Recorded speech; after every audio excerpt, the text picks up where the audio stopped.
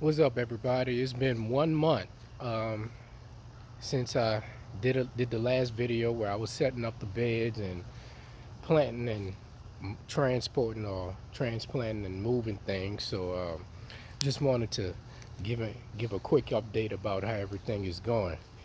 So here, this is the bed that was set up and installed on May 3rd, I believe it was.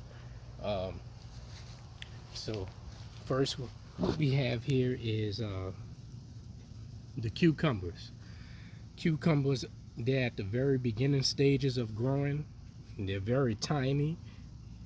I don't know if you can see that good, but it's right. I have one growing right here. I have another growing here. So it's a few of them on here actually. And here's another flower. It looks to me, it looks like the male flower. But if it's a female flower, I'm gonna try to pollinate it so that we can get some more cucumbers grown. And this is the cantaloupe plant. Finally, with this plant, we have both the male, the male and the female flowers. They begin showing, and I actually tried pollinating this one on my own a few days ago. I actually keep trying. I keep trying, and I think I will until I see the fruit beginning to grow. But I have been seeing a lot of bees. Not so much bees.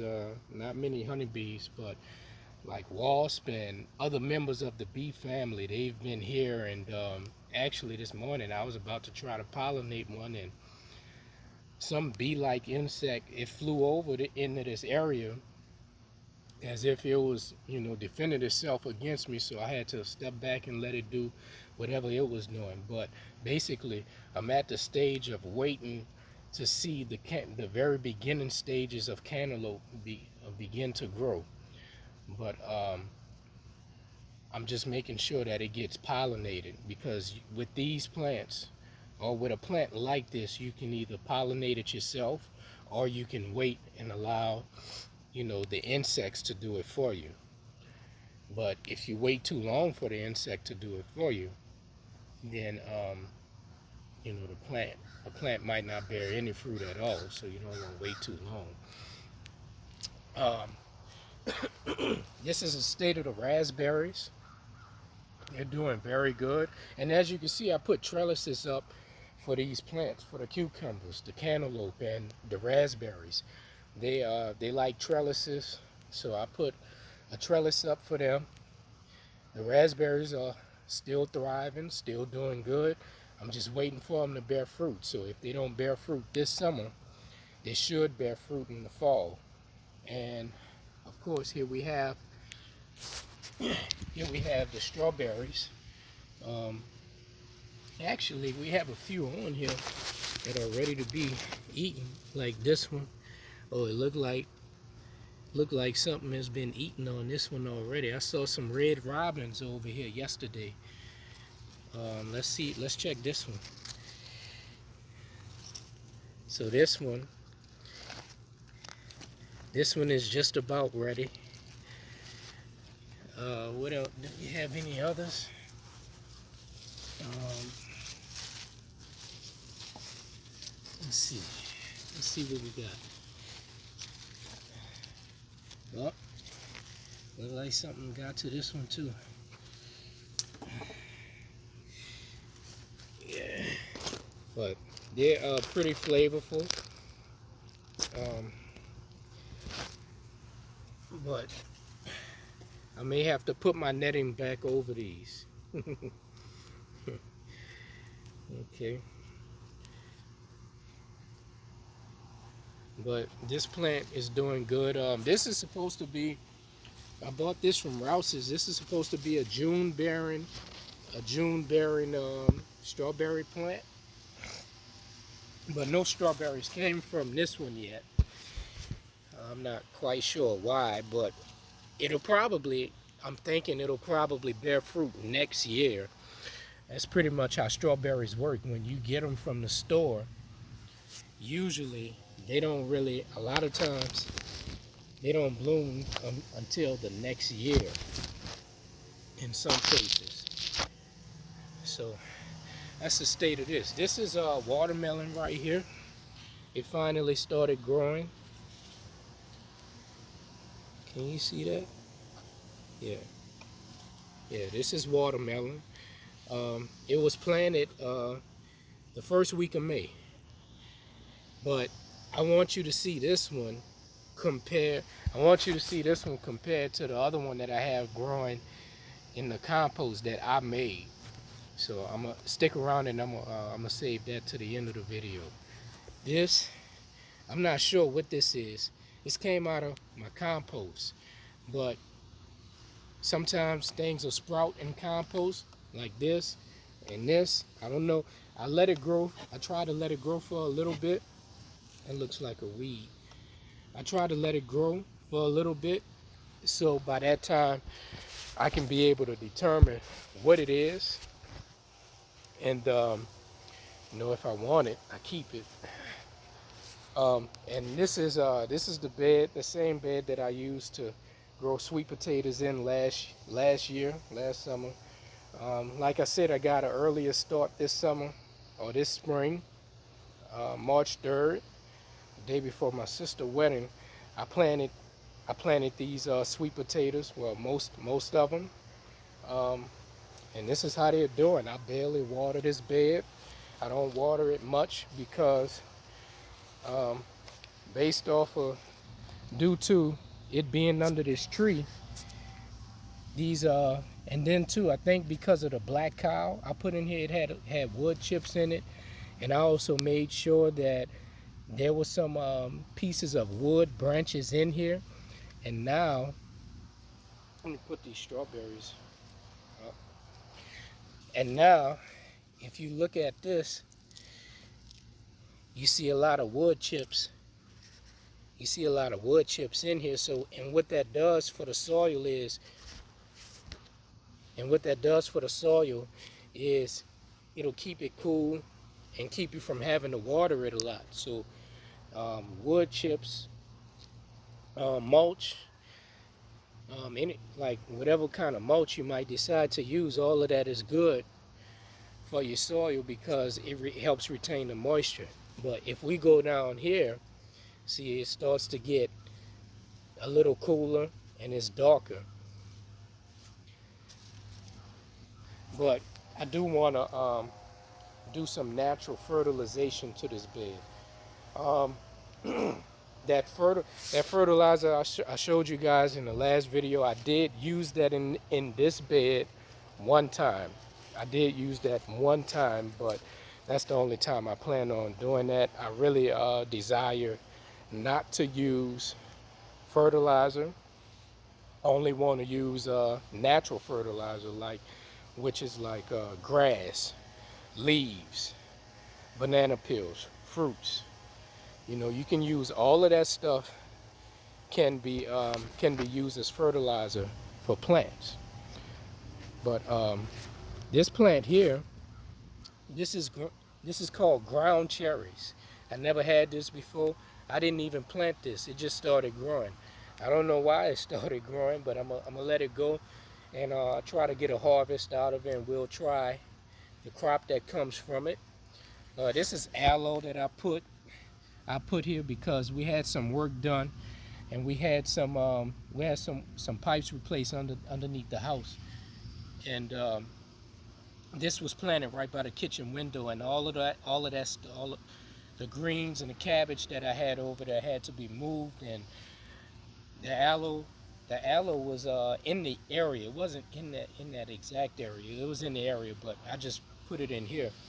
But I'm starting a herb garden, and I decided to move this aloe out of here, along with the herbs, with lavender and the other stuff we got for herbs. Back here, I'm trying to get a food forest going back here. And as an experiment, I planted. As an experiment, I planted some sweet potatoes back here. As you can see, this area is covered in mostly leaves. It's kind of like the forest. And I'm doing an experiment trying to see how well things could grow back here. And they seem to do, as at the moment, they seem to be doing okay. Um, Look how green this is. This is a sweet potato plant. This here is another sweet potato plant.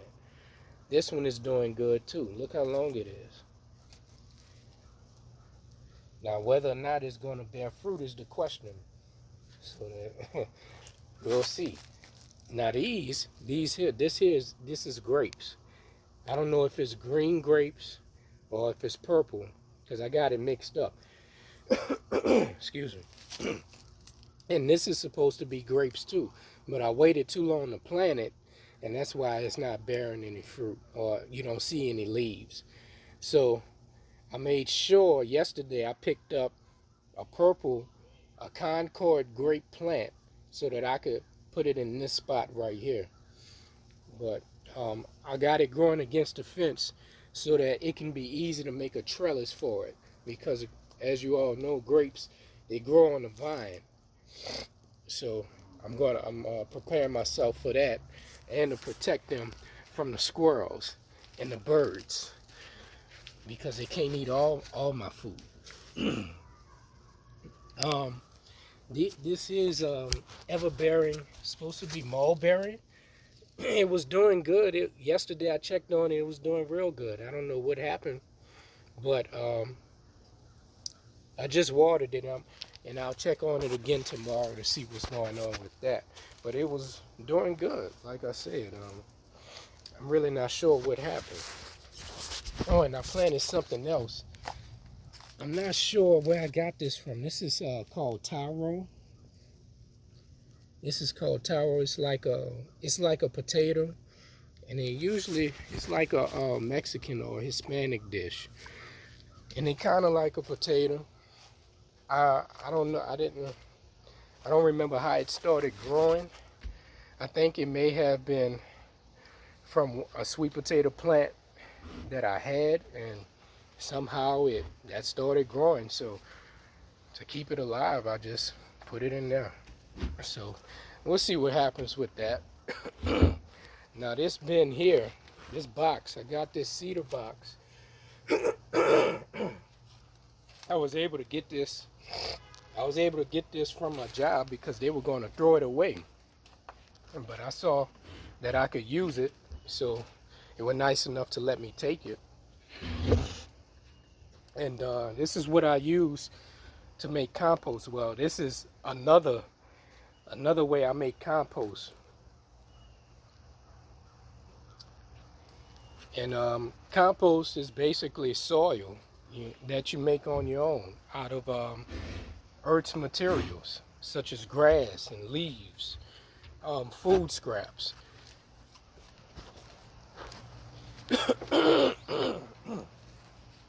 And you always want to make sure that you have compost because you'll always be ready to plant stuff. And excuse me. And what I'm finding is that compost, up to this point, I'm gonna say that compost seems to work better than buying stuff from the store. If you can make your own, it's much better. It's much better. Okay, I said I wanted to show this to y'all last.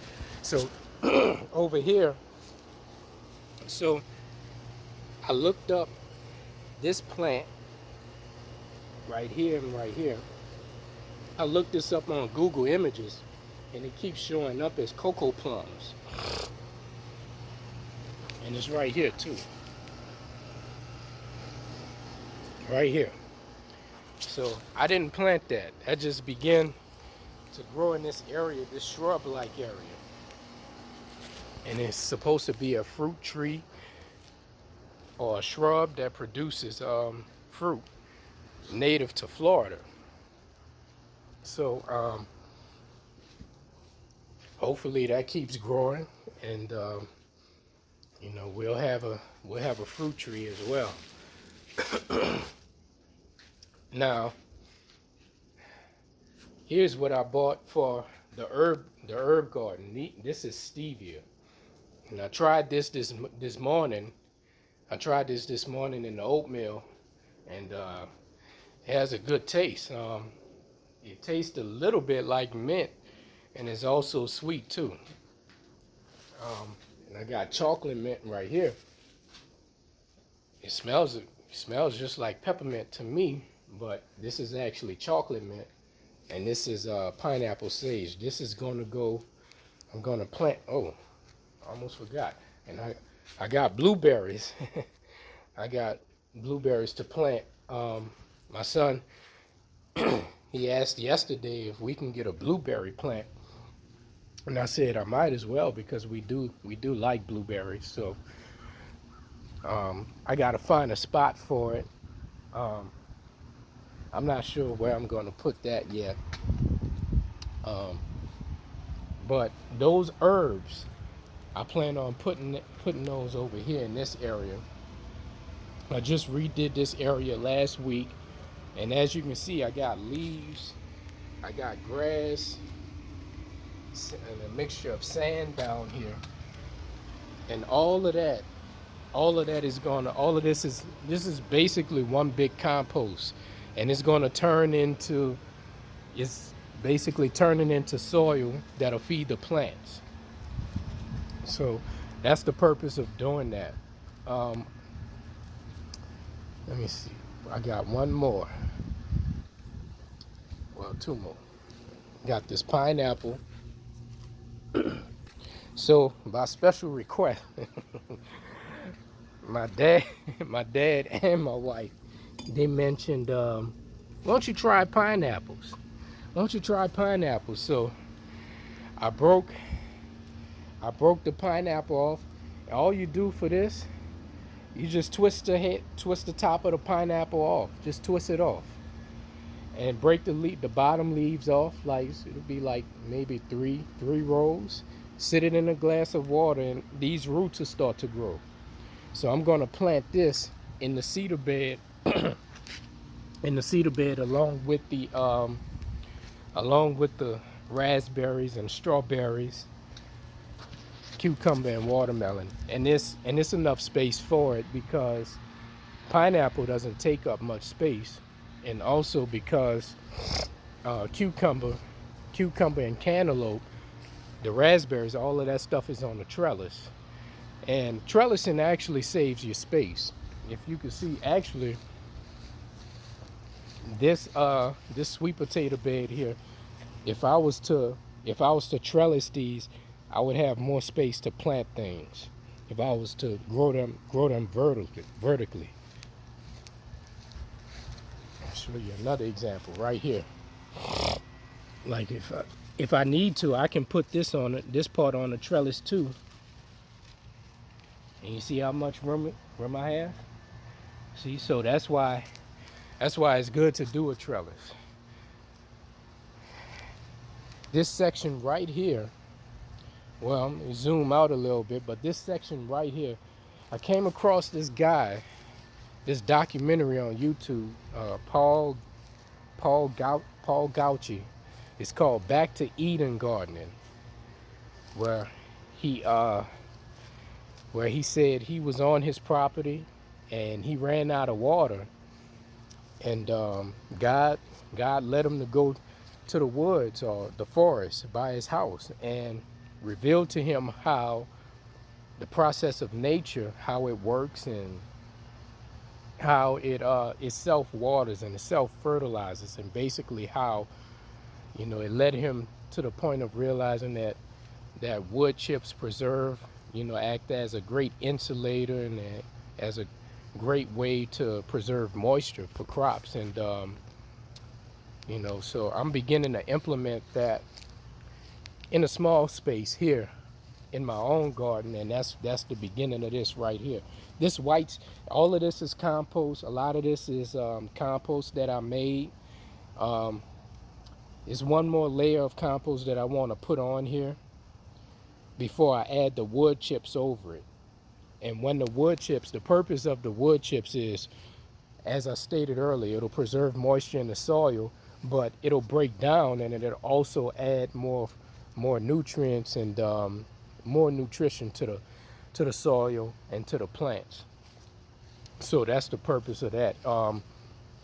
Once you really get into once that style of gardening takes off, you don't have to water much. It reduces the amount of water that you have to use. So that's the purpose of trying to get that going.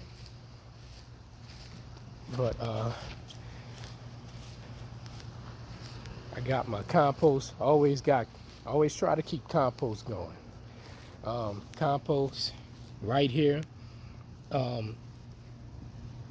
testament to how good God is I've been wanting to do mushroom composting.